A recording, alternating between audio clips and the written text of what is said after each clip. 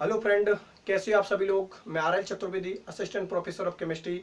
तो जो हमारी बीएससी थर्ड ईयर की इनऑर्गेनिक केमिस्ट्री की यूनिट नंबर फर्स्ट चल रही थी, उसमें हमारा टॉपिक चल रहा था एचएसएबी सिद्धांत के अनुप्रयोग, जिसमें आज हम एप्लीकेशन नंबर 3 पढ़ेंगे, हैलोजन अम्लों की अम्लीय प्रकृति का निर्धारण। तो जो हमने एप्लीकेशन नंबर फर्स्ट पढ़ी थी पहले दूसरे लेक्चरों में, तो जो अपनी एप्लीकेशन नंबर फर्स्ट थी उसका नाम था संकुलों का स्थायित्व। एप्लीकेशन नंबर जो अपनी सेकंड थी उसका नाम था सहजीवन सिम्बायोसिस। इंपॉर्टेंट थी, सबसे ज्यादा इंपॉर्टेंट जो अपनी एप्लीकेशन है वो सहजीवन या सिम्बायोसिस है। आज जो हम तीसरी एप्लीकेशन पढ़ेंगे उसका नाम है हैलोजन अम्लों की अम्लीय प्रकृति का निर्धारण।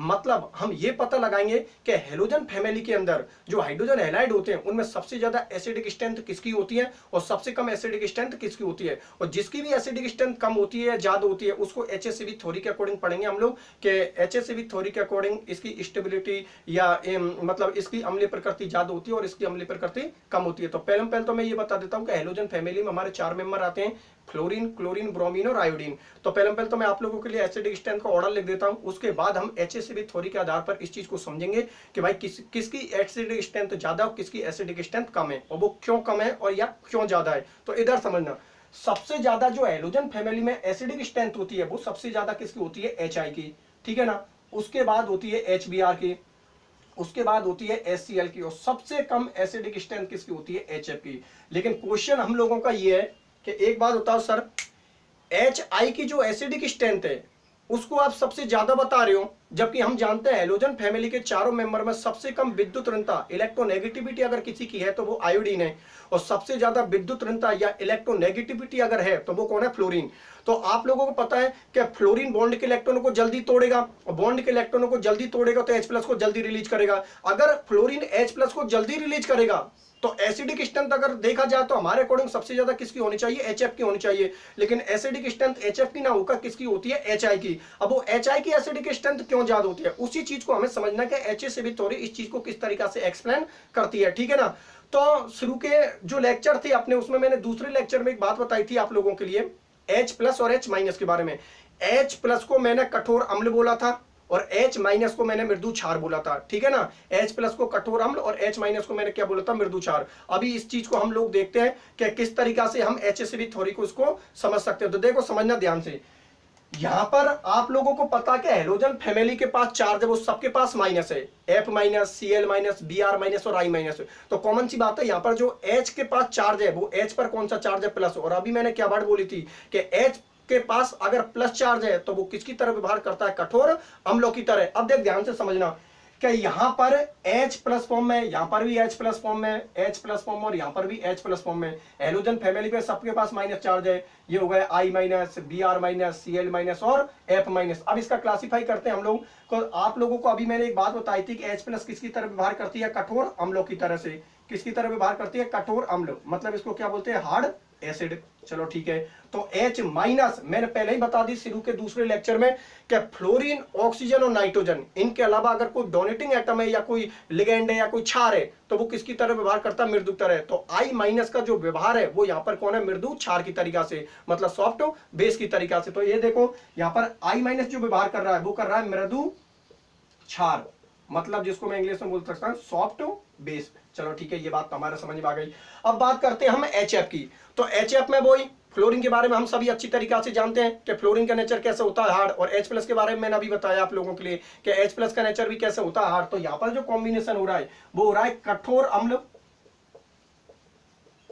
और ये हो गया अपना कठोर क्षार।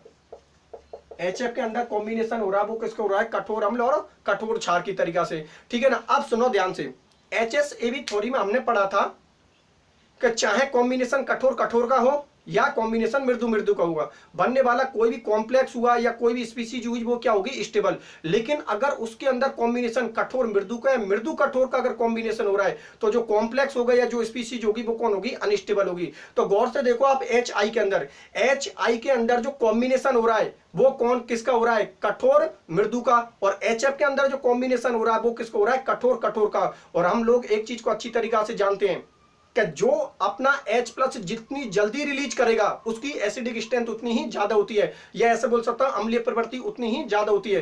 तो बात करता हूं मैं HI की।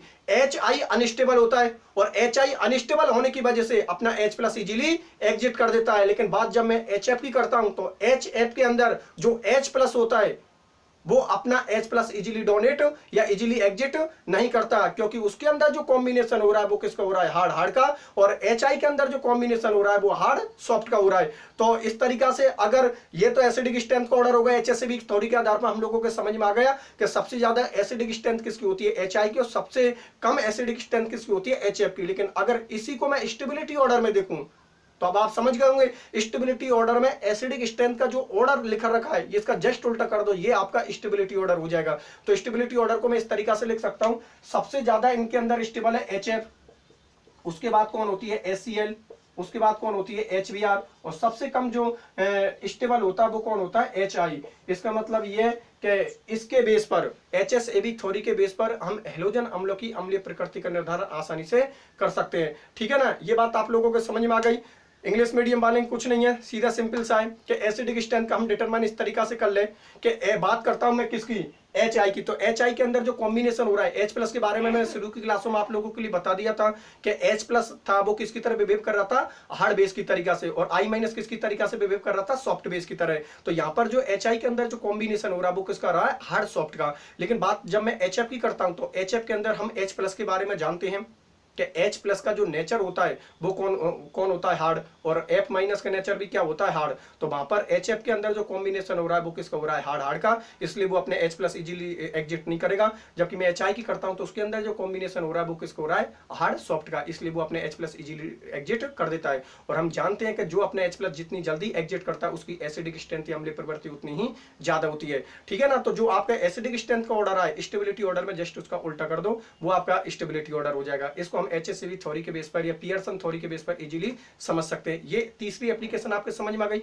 अगर फिर भी जो स्टूडेंट इस लेक्चर से जुड़ रहे हैं मेरे से, वो एक काम करना, लेक्चर फर्स्ट और लेक्चर सेकंड को आप देखना। लेक्चर की जो मेन क्लास थी अपनी वो लेक्चर फर्स्ट और लेक्चर सेकंड ही है, इसलिए आप पहले लेक्चर फर्स्ट और सेकंड को देखो, उसके बाद एक क्लास देखो, आपके इजीली समझ में आ जाएंगे। बाकी के जिन स्टूडेंटों के पास नोट्स पहुंच चुके हैं, जो जिनके पास पहले से नोट्स प्रेजेंट है, वो आप क्लासों को आराम से देख लेंगे। एक एक एप्लीकेशन या जितनी भी आगे का मैटर है वो बिल्कुल अच्छे से समझ में आ जाएगा, क्योंकि जो हमारी मेन क्लास थी वो पहली और दूसरी थी। इसलिए जो स्टूडेंट नए हैं वो पहली दूसरी क्लास को देखो, उसके बाद इन वीडियो में पाओ, आपके बढ़िया अच्छे से समझ में आ जाएगी, क्योंकि वही अपनी मेन क्लास थी। बाकी के जो स्टूडेंट मेरे से पढ़ चुके हैं वो तो आप आराम से पूरी यूनिट को इजीली पढ़ सकते हो, कोई प्रॉब्लम वाली बात उनके लिए नहीं है, क्योंकि उनको पहले से भी मैंने एक अच्छी तरीका से उनको समझा रखा है, नोट्स बनवा रखे हैं अच्छे से।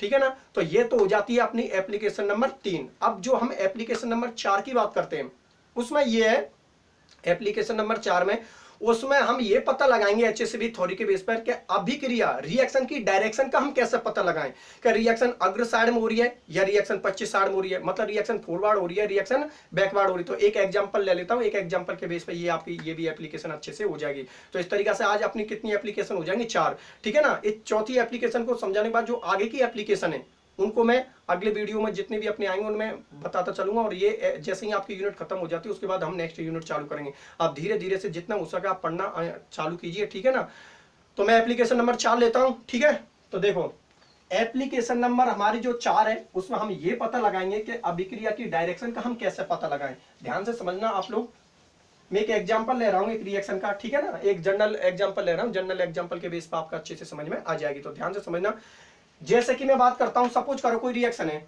अपनी तरफ से मान रहा हूं A B, और वो किसके साथ रिएक्शन कर रही है, C और D के साथ। ठीक है ना, आप लोगों को पता है ये कौन है, क्रियाकारक, और किसका फॉर्मेशन करेगी, प्रोडक्ट का। तो हमें ये पता लगाना है कि रिएक्शन क्रियाकारक से क्या प्रोडक्ट का फॉर्मेशन कर रही है क्या। तो देख ध्यान से समझना, मैं अपनी तरफ से ये मानता हूं कि A का जो नेचर है वो कौन है, कठोर अम्ल, और B का नेचर कौन है, कठोर क्षार। ठीक है, बात करता हूं मैं C की, तो C का जो नेचर है वो कौन है, मृदु अम्ल, और D का नेचर है मृदु क्षार, मृदु क्षार। तो मुझे एक बात बताओ, अब आप समझ ही गए होंगे कि क्रियाकारक का जो कॉम्बिनेशन हो रहा है वो कठोर कठोर और मृदु मृदु का हो रहा है। इसका मतलब मैं ऐसे बोल सकता हूं कि जो आपका रिएक्टेंट है, मतलब जो आपका क्रियाकारक है वो कौन है, स्टेबल है, मतलब क्रियाकारक आपका क्या हो गया, स्थायी।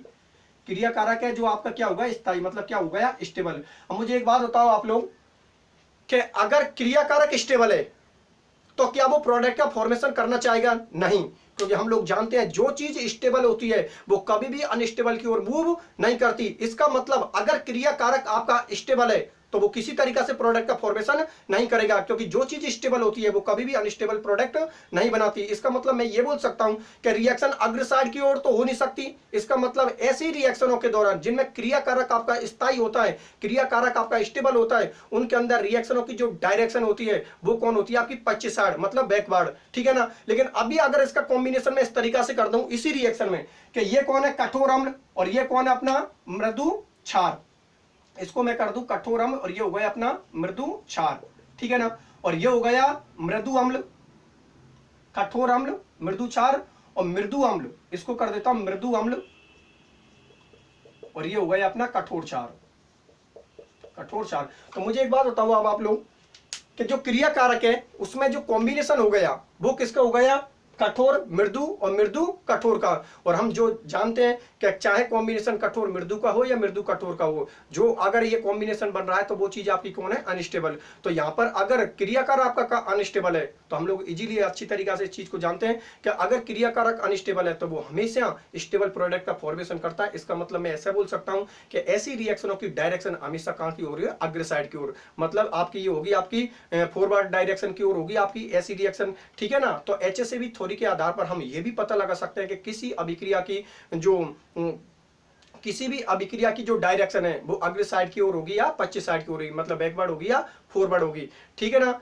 आगे की अब आपकी 4 एप्लीकेशन हो गई, तो अब चारों एप्लीकेशन या शुरू की पूरी क्लास को देख लो आप अच्छे से, और बाकी के जिनके पास नोट्स पहुंच चुके हैं या जिनके पास बुक है वो इजीली आप पूरी यूनिट को देख लो, कोई प्रॉब्लम नहीं है। हालांकि मैं तो इसको पूरी को पढ़ाऊंगा, लेकिन जितनी भी आप आगे देखना चाहो आप देख लेना, क्योंकि अब आपके एक एक वर्ड एक एक लाइन आपके समझ में आएगी। क्योंकि शुरू की जो अपनी क्लास थी पहली और दूसरी उसमें पूरा मैंने बेसिक बता रखा था, अब आराम से आप इसकी एप्लीकेशनों को देख लो और जो भी इसकी थ्योरी है उनको देख लो। बाकी का जो यूनिवर्सिटी की एग्जामों के क्वेश्चन देख लो, इतने सिंपल सिंपल क्वेश्चन आते हैं कि आपको किसी भी प्रकार से प्रॉब्लम क्रिएट नहीं होती। ये यूनिट वैसे भी आपको पता है पहली दूसरी क्लास के बाद लगभग सिंपल सी हो जाती है। तो आपके अगर टच में पेपर हो यूनिवर्सिटियों के तो आप बिल्कुल सभी पेपरों को अच्छी से सॉल्व कर सकते हो, ठीक है ना। हालांकि मैं तो अभी इसकी और भी एप्लीकेशन जो इसकी बची हैं अभी रनिंग में चल रही है उनको भी करवाऊंगा, लेकिन जिनके अंदर पूरी अच्छी से समझ में आ गई वो आके देख सकते हो आप एप्लीकेशन या थ्योरियों को, वो आपके अच्छे से समझ में आ जाएगी, ठीक है ना।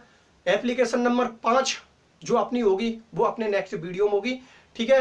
अपना ख्याल रखना, मिलते हैं अगले वीडियो में।